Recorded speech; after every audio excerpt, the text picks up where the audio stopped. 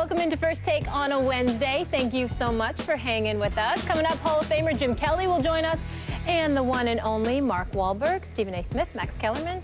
I'm Molly Karam, and obviously I just heard you mentioning Stuart Scott. I had the honor of knowing him personally as a friend, and he gave me some of the best career advice that anyone ever has, and he will be missed, remembered, pioneer here for all of us. You just have to remember him on a day like today. It was devastating when we lost him a couple of years ago. He's family. He's one of the people responsible for building this place. No and question. I had the pleasure of working with him on SportsCenter on our NBA coverage and just being a friend. I'm quite sure there were others who were even closer to him than I was, who knew him even better than I did. But I knew him pretty well, and he was a phenomenal talent, a great person. One of the greatest talents we've ever seen in this business, and like I said, just a great person, and he's missed to this day. It's tough to come off that. Of course. That's an emotional thing to come off. You know, Stuart Scott, when I started doing Around the Horn, I was the host, and I was criticized a lot in the press because it was a loud and fast show, and people don't like new things, I guess, and I was proud of the show, but he comes up to me out of nowhere, and he was the biggest thing on this network. No question. And I was new. And he comes up to me and says, hey, by the way, I like what you're doing. Ignore what everyone's saying. You keep doing what you're doing. And I thought, what a kind gesture that was for a guy who didn't have to do that. He was such a good soul. And even using the past tense, very difficult. It's an emotional thing. It is. And our heart goes out to his beautiful daughters, his family, of course. And we're going to try to bring our A game today in honor of him because he was one of the best there was. Yes. Ready, gentlemen? Yes, we're ready. We start with the New York Football Giants, who have a tall task ahead of them on Sunday. They are underdogs, Max. Familiar territory when they face Aaron Rodgers and the Packers at Lambeau, but history is on Eli Manning's side. Eli actually has a better record as an underdog than as a favorite in his playoff career. Starting with his Super Bowl run in 2007 season, he led all starting quarterbacks in upset wins in the playoffs, going a perfect 7-0 as an underdog. Here's our John Gruden. Eli Manning is the one man that I just don't want to see in the playoffs. He is a flatliner. He has no conscience this time of year, and it's important that they obviously have some success early in this game, try to take the crowd out of it. Some guys, nothing bothers them. And Eli Manning is one of those players, usually the guys that I think are in the Final Four, in the Super Bowl, world champions. You think of Brady, you think of Rodgers, Roethlisberger, Eli Manning. They're icemen. They have no feelings, none. They are able to concentrate on a snap-by-snap basis, and it's what separates them. That's where their greatness, I think, truly lies. Stephen A., he's done it before. John Gruden knows a thing or two about football. He's a believer. Do you have faith in Eli? Not right now. I don't have the same faith in Eli Manning that I used to have. He's a two-time Super Bowl champion, not taking any credit away from him. But when you look at him and consider the fact that he's the former #1 overall pick, I dare say you can make a legitimate argument that his career, even with 2 Super Bowls, has been somewhat disappointing. And the reason that I say that is because coming into this year, 6 of the last 7 years, you had actually missed the playoffs. The one year you made it, you ended up being a Super Bowl champion. Max Kellerman, I'd like to remind you that 2 times he's won the Super Bowl. He's been to the postseason 5 times. 2 times he's won the Super Bowl. The other 3 playoff series, all the 3 playoff seasons, he never won a playoff game. He lost each of those games. The only time he's won a playoff game is the year that he won the Super Bowl, and that's a very big deal. And I certainly can't poo-poo that. It's not like I'm not a fan of his or anything like that. You're at least pooing it right now. I'm simply saying that I look at Eli Manning, and you know, in the interest of full disclosure, I'm playing injured today. I'm battling the flu. If I sound different, I apologize. Oh no. But let's Max, take it easy on Max, I'm coming over closer to you here. You know, it would be nice. It would be nice. He shook my hand. I shook my hand. I want you to get better. Don't get a sick I did shake his hand. I forgot. But here's the deal. No, I'm a germaphobe. Where is the sanitizer? Listen, Eli Manning, bottom line is clear. Eli is touch and go with him. You know, Eli could win the Super Bowl this year, or he could be done this Sunday. Anything's possible with him. And this Sunday, he's going up against Aaron Rodgers. So forgive me if the odds are, and I'll make my prediction Friday, but forgive me if the odds are that Eli Manning will lose a game before he goes on another Super Bowl run. I'm just not sold based on what I've seen from him this year. He's been a model of inconsistency. So let me get this straight. The Giants are a wild card. They're going to have to obviously no bye, and they're going to have to go on the road the whole time. Yep. got Eli Manning and the hottest defense in the game. Yep. Molly, you're a Giants fan. I'm liking our chances right now. Good. I'm feeling pretty good. Now, This is how we do it. Now, look, Aaron Rodgers is, I'm not saying he's the greatest quarterback of all time. That's Tom Brady on the resume and everything. Aaron Rodgers, you call him the most talented. I think if you just say, look, eyeball test and everything, who's the best quarterback you've ever seen? I think I would say Aaron Rodgers. And he's playing at his best right now. So I get it. He's better than Eli, even when Eli elevates. Fine. Right. Yep.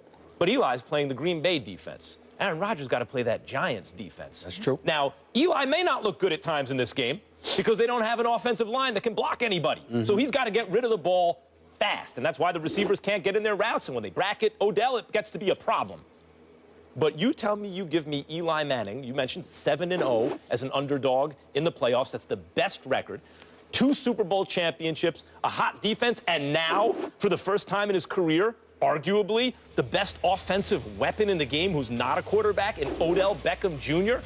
Not to mention, you know, other good receivers on the team. This is a really good receiving core.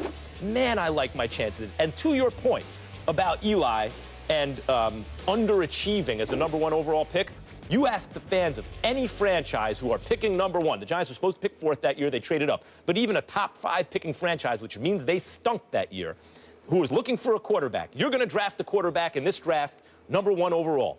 He will win you 2 Super Bowls.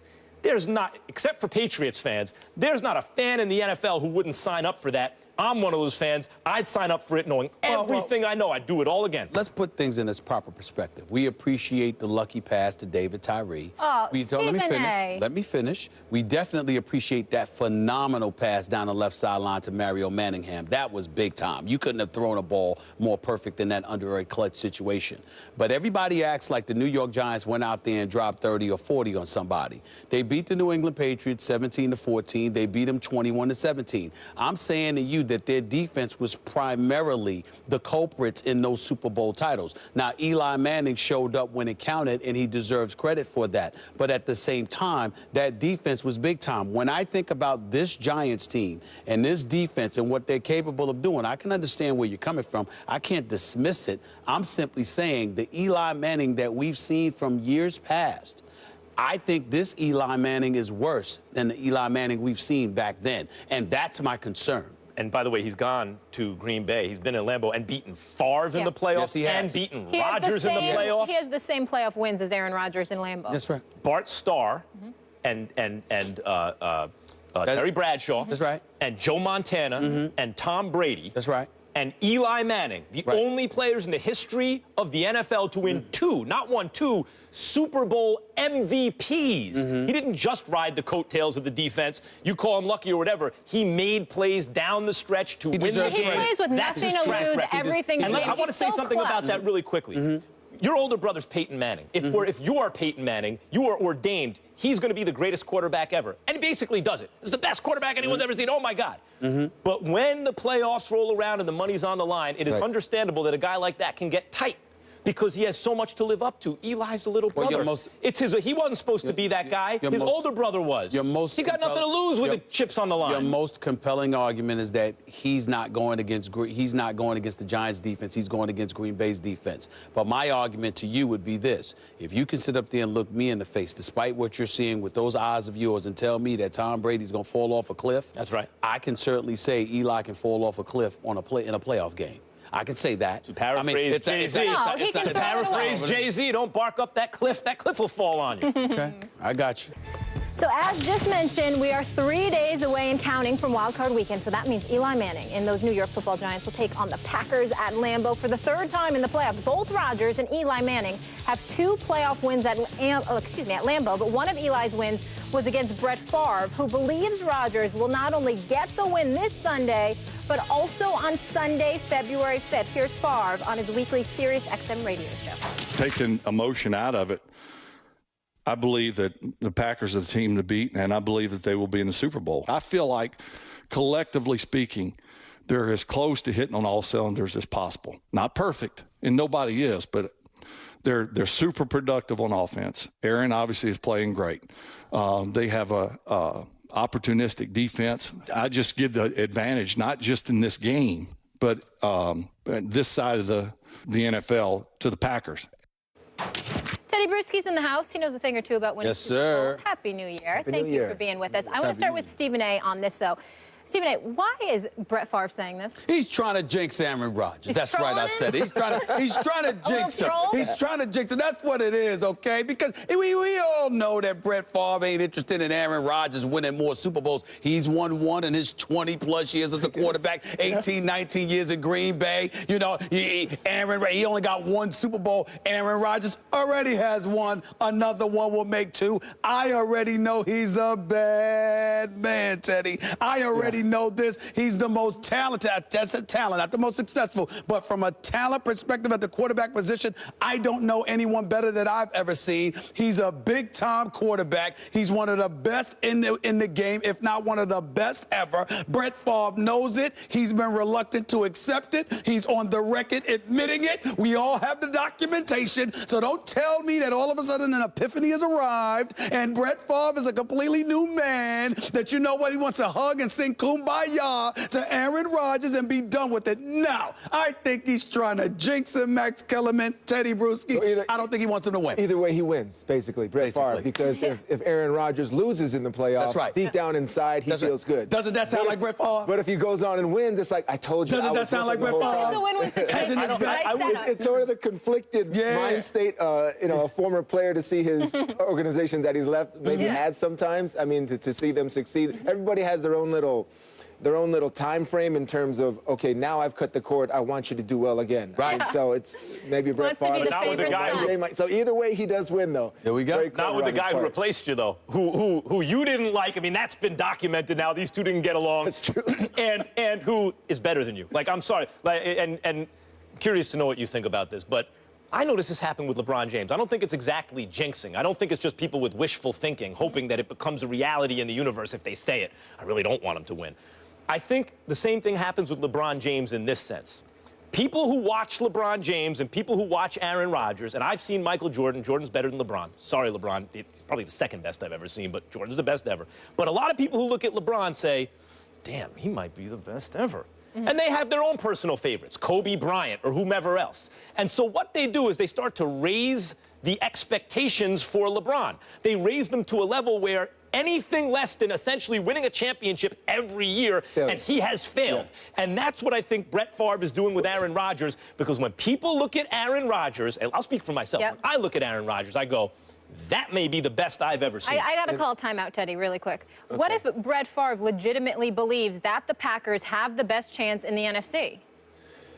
Well, many believe that. Right, but I think we're going a little deeper than that now. All right, because if Brett Favre were to say they have a chance at winning, but there are other teams in the NFC that I think are even better chance, like in Atlanta, like in Dallas. So I don't think the Packers are the leading candidate to win, to get to the Super Bowl. It would provide motivation. It would provide motivation to Rodgers. This is what Favre said to you. Everyone's coming to your locker now. Here's what he said. What do you think of that? And then, indirectly, he's providing a little motivation for you to go win another Super Bowl, which would make him considered even more better than you, because now he has two. So he doesn't want to do that. He'd rather give the support to him and maybe irritate Aaron Rodgers a little bit and say, I'm with you. You're going to win it this time. You know I don't like you that much, but still, I'm with you now, and now be an irritant rather than a motivational factor. It's really twisted. Of course he's in my camp. This is my man here. Of course he's in my camp. And plus, the facts speak for themselves. We all know that Brett Favre, the ultimate prima donna that he was in the latter part of his career. I mean, let me tell you something. And this is not Brett Favre's fault. I blame the media for this. I blame this network for this. I blame a whole bunch of networks for what I'm about to say. Brett Favre literally. This is not an exaggeration. I swear to you, this is not it is not an exaggeration. I do not engage in hyperbole until I tell you so. Here's the deal. Brett Favre literally trips over somebody and throws something underhanded. And we got sports and everything. Oh, look at him trip over his defensive lineman. He's drawing up plays in the dirt. Look at him. Look at him drawing plays for the dirt. Oh, look at him throw that ball under it. Oh, look at him jump into the arms of his offensive lineman. It's the little kid in him. He's never let it go. I mean, this is what I had to watch this stuff for the last 5 years of Brett Favre's career. And now that he's gone, and he's been gone for a while, doing his Wrangler jeans commercials and beyond, here's the deal. Aaron Rodgers has You love established Wranglers. that he ain't throwing 336 interceptions in his career. And he's not going to lead the league in interceptions 3 times in his career because he is Aaron Rodgers and he is not he is not Brett Favre. Don't tell me that Brett Favre wants this man to win a second Super Bowl title. I don't believe it. I think he's Teddy, jinxing. I've never seen a love affair like the media had with Favre. Absolutely. Toward the end, when he was sometimes costing his team because he was being a little reckless. Until he kept It's retiring, unreal. then it got annoying. Going against Brett Favre late in his career, the game plan was this: just play consistent defense. He's going to give you a chance 3 or 4 times a game. You don't go into a game with Aaron Rodgers and think that. You just don't. You think you got to play tight. Hopefully you get your hand on a ball. I mean, he's not going to give you those chances that Brett Favre gave you. So, I mean, I'm sure Brett Favre's back there thinking, that old running around thing that he did, I did that 20 years ago, and I did it a lot better. It's hard for some players to come to the fact that someone is faster, someone is better, someone looking at players like a Hightower and a Mayo. Those guys are good linebackers at the New England Patriots. They're a little better than me. It's possible. It's very possible, and they probably are. But it takes humility to realize that. But to play mind games if he's doing them now and saying, I'm with you, but I'm really not, and I think I'm actually better than you. I'm the one who believes he really thinks the Packers have a shot. When we have a multiple-time champion who played the game, corroborating what it seems like. Isn't that nice when you see something like this? You go, you know what's going on? That's what's going on. Yeah. I mean, it's nice, but it happens all the time. You rarely do it from the retired seat. I mean, still trying to do that and sort of putting a little bit of a mind game on your quarterback that I'm with you and you know he don't like you. But hey, if you want it, you know I said you were winning and now we're friends again. But if you don't, I was with you. He's jinxing him. I was with you. He's jinxing him because, as you said, Aaron Rodgers is better than Brett Favre. Yes. Period. He said it right here. Without saying it. Yeah, me too. Yes. Teddy Any day of the Bruschi, week. Appreciate you. Thank you so much for joining us. Coming up next, Bills legend Jim Kelly will join us. We'll break down all of the issues. What's going on with the Buffalo Bills? And, of course, Rex Ryan. Stay tuned for that. First Take, just getting started.